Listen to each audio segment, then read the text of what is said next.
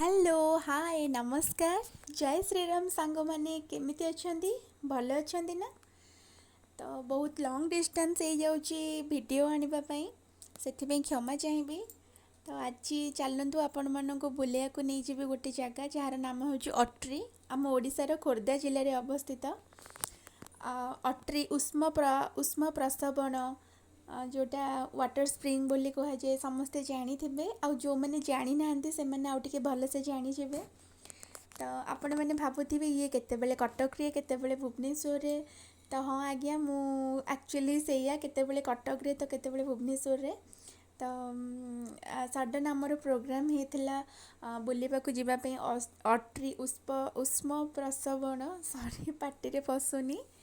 तो देखो ये मु कार रे आम पुओ को धरिकी बसी मो झील से एत सारा गेल करुँची। तो आसिक या भितर आम पहुँची जाइलु हट स्प्रिंग वाटर अट्री रे। तो यही जगार आमर मो जा अच्छा बड़ ससुरंकर बोहू। तो सी आमको नहीं जाइए फ्री ऑफ कॉस्ट जेहेतु से गाँव लोक आमपाई टिकेट पूरा फ्री फ्री फ्री। तो जो मैंने मो सहित जावाक चाहिए मत कमेंट करेंगे से मु पूरा फ्री फ्री फ्री रे बुले नेबी। तो आज मुझे से उष्म प्रसवण जो कुओटी अच्छी ता विषय किछिटा कहबी जी मो नॉलेज नहीं से जगार नना मान पाखु। तो ये देखी नियंतु एत सुंदर परिवेश ये मोर फास्ट टाइम जीवा से मु भाविली कि आपण मान सहित भी मुझे जिनसटी को शेयर करी। जदि कहीं आसी ना थे आसतु निश्चिंत भाव आपणकर मन खुशी हवा सहित पूरा बोबालिया एंजॉय गोटे करेंगे। तो ये आम ऑल फैमिली आम अधा पलि आसलु अधा फैमिली आमर आसी नथिले तो आम वेट करूँ। एत बड़ जगह और एत बढ़िया जगह मु खाली शुणी थी बहुत इच्छा थी जहाँ हो सुजोग मिलवर मु गली आ वीडियो करके आपण मानक देखौची। तो ये मु समस्त को पचारुची ये आमर बहुत गपड़ीटा देखुना आम कुनी बेबी। बास आम चलू आठी गला बेलू नना से कूअर काढ़ी जल दौले माने से जो पानीटा को पादक भाया दौले मुझे जानी नी मुझे हाथ बढ़ेदेली ना माने गरम पानी हाथ में पड़े केमती फिर से भाई गोटे चेंक लगिला तापर पादुक पाइलु आ देखु ये हूँ से जगह उष्म प्रसवण कूଅ यीटा। तो आर दुईटा रिजन अच्छी गोटे हूँ आध्यात्मिक रिजन गोटे हूँ साइंटिफिक रिजन। तो मुझे कहबी देखु आपण ये जिते जोर से ताली मारे से भितर से बबल्स बाहर बबल्स गुड़ाक बाहर ऊपर मैंने से फुटिला भाया फिल हो कि एक्चुअली भितर देखते ये छोट छोट बबल्स गुड़ाक जिते जोर से ताली मारे से जोर से बबल्स गुड़ाक उपरକୁ उठिब आ माने गोटे गरम बांफ भी बाहर जेहेतु से जलटा बहुत उषुम उषुम तो नुह से गरम ही कहुए जदि भितर किए पड़ जाती पोड़ी जीवे सत कथा। तो तापर से जल को चारिटा पार्ट पार्टीशन कराई गोटे पटे पुरुष गोटे पटे महिला। तो आम जा जो पार्टीशन गुड़ाक से देखते मुझे समस्ते गोड़ बुड़ाऊँ मुझे गोटे गोड़ बुड़ाऊँगी एत ततला जे उठे आणुची पुणी बुलाऊँ पुणी एत ततला उठे आणुची एमती करके आम पूरा एंजॉय कलु। बहुत भल सिस्टम हो गाधेवाई इसी पानी स्मेलटा ना पूरा आपन को फिल हे बिट लुण पानी पीला भाया आ स्मेलटा भी से भाया टेस्ट भी बिट लुण पानी पीला भाया स्मेल भी बिट लुण पानी भाया।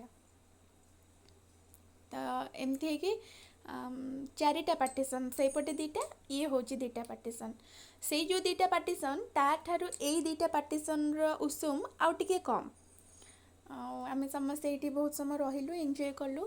या भितर गेस्ट हाउस भी अच्छी जी चाहिए या भितर रहीपर छुआ खेलियापी दोली अच्छी आठू 200-300 मीटर दूर रे हटकेश्वर ठाकुर अच्छा शिव ठाकुर बहुत प्रसिद्ध ठाकुर तांको दर्शन कर मो मन पूरा खुशी हो गला। तो मुझे आपन को दुईटा रिजन कहबी बोली पानीटा कहीं माने गरम ମୁଁ ଯେତିକି ପଚାରିକି ବୁଝିଲି ଆଧ୍ୟାତ୍ମିକ ରିଜିନ୍ ହେଉଛି ସେଇ ଜାଗାର ନନା କହିଲେ ଯେ ସେ ପାଣିଟି ଶିବଙ୍କ ନିଶ୍ୱାସ ଦେଇକି ମାନେ ମୁହଁ ଉପରେ ଆସୁଥିବାରୁ ସେ ପାଣିଟା ଗରମ। ଆଉ ସାଇଣ୍ଟିଫିକ୍ ରିଜିନ୍ ହେଉଛି ଯାହା ଅନୁମାନ କରାଯାଉଛି ତା ଭିତରେ ଲାଭା ରହିଛି ବା ଗ୍ରାଫାଇଟ୍ ଜିଙ୍କ୍ ଯେଉଁଗୁଡ଼ା ଏ ସବୁ କହୁଛନ୍ତି ସେଇ ଜିନିଷ ଉପରେ ଜଳଟା ପ୍ରବାହିତ ହେଉଥିବାରୁ ସେ ଜଳ ଗରମ ଆଉ ଯାହାଫଳରେ କି ଚର୍ମ ରୋଗ ଦୂର ହେଇଯାଏ। ଏଥିରେ ଗାଧେଇଲେ ପାଣିରେ ଚର୍ମ ରୋଗ ହୁଏନି। ତ ବହୁତ ସାରା କିମ୍ବଦନ୍ତୀ ଅଛି। ମୁଁ ତ ଏଇ ଦୁଇଟା ଜିନିଷ ହିଁ ପଚାରିକି ବୁଝିଲି। ଯଦି ଆଉ କିଏ କ'ଣ ଭଲସେ ଜାଣିଥିବେ ମୋତେ ଯଦି କମେଣ୍ଟରେ ଲେଖନ୍ତି ବହୁତ ଭଲ ହୁଅନ୍ତା। ତାପରେ ଆମେ ସେଇଠୁ ପଳେଇଥିଲି ହଟକେଶ୍ୱର ମନ୍ଦିର। ଦେଖନ୍ତୁ ସାମ୍ନାରେ ଟ୍ରେନ୍ ଯାଉଛି। ଏତେ ବଢ଼ିଆ ପବନ ଦଉଥିଲା ପ୍ରାୟ ଟାଇମ୍ 4ଟାରୁ 4:30 ପାଖାପାଖି ହେବ। ସେପଟେ ଦେଖନ୍ତୁ ଟ୍ରେନ୍ ଯାଉଛି। ମୋ ଝିଅ ଦେଖନ୍ତୁ ସେଠି କେମିତି ଡେଉଁଛି।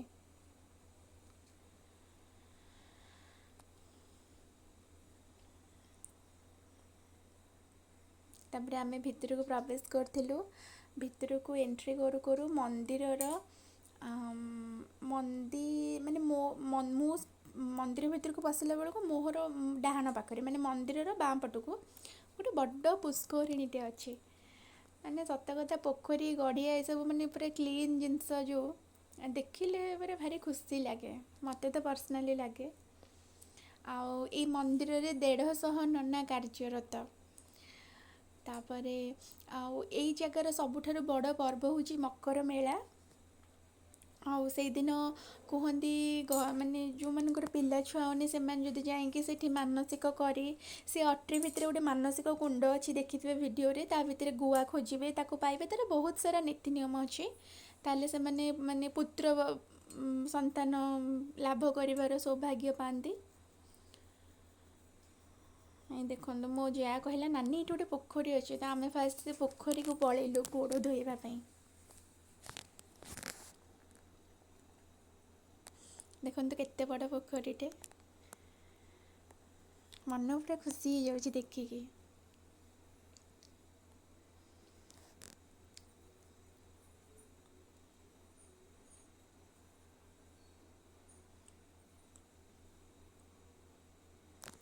ପୋଖରୀଟା ଦେଖିବାକୁ ଯେତିକି ଖୁସି ଲାଗେ ଆଉ ଯାହାର ଅଭ୍ୟାସ ନଥିବ ବା ଏଇସବୁ ଜିନିଷରେ ଯାହାର ଟଚ୍ ନଥିବ ତାକୁ ଡର ବି ଲାଗେ। ଯେମିତିକି ମୁଁ ଦେଖୁନାହାନ୍ତି ଆମେ ଦୁଇ ଜଣ କେମିତି ଉପରେ ଥାଇକି ଟିକେ ନାଗୁରୁ ଗୋଡ଼ ବୁଡ଼େଇ ଦେଇକି ପଳେଇ ଆସିଲୁ। ଦେଖନ୍ତୁ ମୋତେ ଭାରି ଡର ଲାଗେ କିନ୍ତୁ ବହୁତ ବଢ଼ିଆ ବି ଲାଗୁଥିଲା। ମାନେ ଯେଉଁ ପ୍ରାକୃତିକ ସୌନ୍ଦର୍ଯ୍ୟ କୁହନ୍ତି ବଢ଼ିଆ ପବନ ଦଉଥିଲା। ପୁରା କ୍ଲିନ୍ ନିଟ୍ ଆଣ୍ଡ ଟିଡି ଯେଉଁ କୁହନ୍ତି ନା ସେଇ ନିଟ୍ ଆଣ୍ଡ ଟିଡି କ୍ଲିନ୍ ପୁରା ପୋଖରୀଟା। ଆଉ ଏତେ ସବୁ କଥା ଆମେ କରି ଚାଲିଥିଲୁ। ଆମ ପୁଅ ପୁରା ସାଇଲେଣ୍ଟ। ସେ ଯାହା ହଉ ଆମକୁ ଟୋଟାଲି ହଇରାଣ କରିନି, କନ୍ଦାକନ୍ଦି ବି କରିନି। ଆଉ ଯାହା ହଉ ସିଏ ବି ଗୋଟେ ଜାଗା ବୁଲିଗଲା। ବାସ୍ ତାପରେ ଆମେ ପ୍ରବେଶ କଲୁ ମନ୍ଦିର ଭିତରକୁ।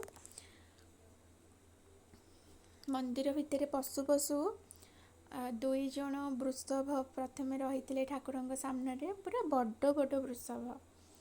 ମୁଁ ଦେଖିକି ପୁରା ଆସିଛି, କାହିଁକିନା ମୁଁ ଏମିତି କେବେ ବି ଦେଖିନଥିଲି। ବହୁତ ହି ଭଲ ଲାଗିଲା ସତରେ। ନନ୍ଦୀ ପୁରା କ୍ୟୁଟ୍। ତାଙ୍କ ଦେହରେ ପୁରା ତେଲ ବୋଳା ହେଇଛି। ଦେଖନ୍ତୁ ଇଏ ହେଉଛନ୍ତି ଆମର ହିଟଲର ମ୍ୟାଡ଼ମ୍। ଇଏ ସେଇ ଗାଁର ଝିଅ, ସେଥିପାଇଁ ସେ ସବୁ ଜାଣିଛନ୍ତି। ସେ ଆଗେ ଆଗେ ଆମେ ତାଙ୍କ ପଛେ ପଛେ। ଇଏ ହେଉଛନ୍ତି ପ୍ରଥମ ବୃଷଭ। ତାପରେ ସେଇଠି ଭିତରେ ଅଛନ୍ତି ଆଉ ଜଣେ ବୃଷଭ। ତାପରେ ହଟକେଶ୍ୱର ବାବା। ଦେଖଉଛି ଚାଲନ୍ତୁ।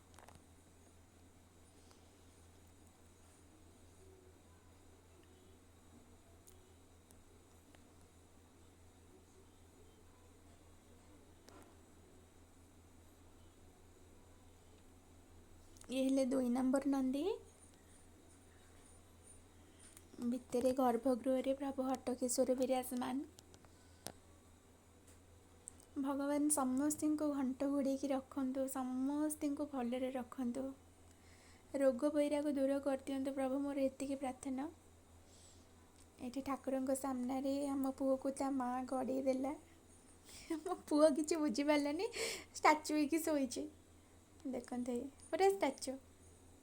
हलचल नहीं, कंदाकंदी नहीं, किछि भी नहीं। बहुत भलरे ठाकुरଙ୍କୁ दर्शन करथिलु। ଆଉ ଦର୍ଶନ ତ ମାନେ ମୁଁ କଲିଣି, ଦର୍ଶନ କଲିଣି। ଏ ଭିଡ଼ିଓଟି ତ ମୁଁ ଆଜି ପକଉଛି, କିନ୍ତୁ ହେଇଗଲାଣି ୟା ଭିତରେ 2-3 ଦିନର ଘଟଣା। ମୁଁ ଆଜି ପର୍ଯ୍ୟନ୍ତ ବି ଭୁଲି ପାରୁନି ସେ ସବୁ ଜାଗାର ସିନେରୀ, ସେ ଦୃଶ୍ୟ ଗୁଡ଼ାକ। ଦେଖନ୍ତୁ କେତେ ବଡ଼ ନାଗ ଫେଣା ଠାକୁରଙ୍କ ମୁଣ୍ଡ ଉପରେ। ଆଉ ଠାକୁର କ'ଣ ଗୋଟେ ବେଶ ହେଇଥିଲେ ସେଦିନ, ବହୁତ ହି ସୁନ୍ଦର ଲାଗୁଥିଲେ। ଦେଖନ୍ତୁ ବୃଷଭଙ୍କ ଦେହରେ କେମିତି ତେଲ ପୁରା ମରା ହେଇଛି। ପୁରା ଘୁଙ୍ଗୁର ପିନ୍ଧିକି ସେ ପୁରା ଏକ ଲୟରେ ଠାକୁରଙ୍କୁ ଅନେଇକି ବସିଛନ୍ତି। ଆଉ ଚତୁଃପାର୍ଶ୍ୱର ଦେବାଦେବୀଙ୍କ କଥା କ'ଣ କହିବି। ସବୁ ଦେବାଦେବୀ ଗୋଟିଏ ଜାଗାରେ। ଶିବ, ମଙ୍ଗଳା, ଲକ୍ଷ୍ମୀ, କମଳା, ପାତାଳେଶ୍ୱର, ଧବଳେଶ୍ୱର, ହନୁମାନ, ଆହୁରି ବହୁତ, ଗଣେଶ, ବହୁତ ସାରା ଠାକୁର, ମା ତାରା, ଏଇଠି ହେଉଛନ୍ତି ପାତାଳେଶ୍ୱରୀ, ମା କାଳୀ। ଏଇଠି ଗୋଟେ ଶିବ ଠାକୁରଙ୍କର ଗୋଟେ ବଡ଼ ମୂର୍ତ୍ତିଟେ ଦେଖନ୍ତୁ। ମାନେ ସବୁ ଦେବାଦେବୀ ଯେଉଁ କୁହନ୍ତି ନା, ଅଲ୍ ଇନ୍ ୱାନ୍, ସବୁ ଦେବାଦେବୀ ସେଇ ମନ୍ଦିରର ବେଢ଼ା ଭିତରେ ଉପସ୍ଥିତ ଅଛନ୍ତି। ଆଉ ଏତିକି ଭିତରେ ସଞ୍ଜ ହେବାକୁ ବସିଥିଲା। ଦେଖନ୍ତୁ ସୂର୍ଯ୍ୟ ଅସ୍ତ ହେଉଛନ୍ତି। କ୍ୟାମେରାରେ ଠିକ୍ ସେ ଫୋକସ୍ ହେଇପାରିଲାନି, କିନ୍ତୁ ବହୁତ ହିଁ ମନୋରମା ଦୃଶ୍ୟଟି ଥିଲା। ଇଏ ହେଉଛନ୍ତି ଧବଳେଶ୍ୱର, ଅଖଣ୍ଡ ଦୀପ ବସିଛି ଠାକୁରଙ୍କ ପାଖରେ। ବାସ୍ ସବୁ ଦର୍ଶନ କରିସାରିଲା ପରେ ଆମେ ଲାଷ୍ଟକୁ ଯାଇଥିଲୁ ଜଣେ ଋଷିଙ୍କ ପାଖକୁ। ନାଁଟା ତ ମୋର ଆଉ ମନେ ପଡ଼ୁନି, କିନ୍ତୁ ଏଇ ଯେଉଁ ମାନେ ମୂର୍ତ୍ତି କରାହେଇଛି ପଥରର, ଆଉ ଏଇ ଯେଉଁ ତଳଟା ଦେଖୁଛନ୍ତି, ସେ ସେଇଠି ଜିଅନ୍ତା ସମାଧି ନେଇଛନ୍ତି। ତାଙ୍କ ସମାଧି ସେଇଠି ଅଛି। ସେ ଶିବଙ୍କୁ ଆସିକି ଏଇଠି ତପସ୍ୟା କରୁଥିଲେ ବୋଲି କୁହନ୍ତି। ତ ଏଇଠି ହିଁ ସେ ସମାଧି ନେଇଛନ୍ତି, ତାଙ୍କ କଠଉ ରଖାହେଇଛି। ବାସ୍ ସବୁ କାମ ସରିଲାଣି। ଆମ ପୁଅ ପୁରା ସାଇଲେଣ୍ଟ, ତାର ହାତ ଆଉ ମାଆଙ୍କ କାନିଟାକୁ ପୁରା ଖାଇ ଦେଉଛି। ଏମିତି ସବୁ ବୁଲାବୁଲି କଲୁ। ମୋ ଭାଗ୍ୟରେ ଥିଲା, ଯାହା ହଉ ହଟକେଶ୍ୱରଙ୍କ ଦୟାରୁ ମୁଁ ଆଜି ଦର୍ଶନ କଲି। ଆଉ ଗୋଟେ ଭଲ ଜାଗା, ଯେଉଁଟା ଉଷ୍ମ ପ୍ରସବଣ କହୁଛନ୍ତି ଅଟ୍ରି, ସେଇଟାକୁ ଦେଖିଲି। ତ ମୋତେ ବହୁତ ହି ଭଲ ଲାଗିଲା। ଆପଣମାନେ ଯଦି ବୁଲିବାକୁ ଚାହୁଁଛନ୍ତି ନିଶ୍ଚୟ ଥରେ ଆସନ୍ତୁ, ଆଉ ଭଗବାନଙ୍କୁ ନିଶ୍ଚୟ ଦର୍ଶନ କରନ୍ତୁ। ତ ରହିଲି ସାଙ୍ଗମାନେ, ମୋ ଭିଡ଼ିଓକୁ ଲାଇକ୍ ସେୟାର ନିଶ୍ଚିନ୍ତ କରିବେ। ଜୟ ଶ୍ରୀରାମ, ନମସ୍କାର।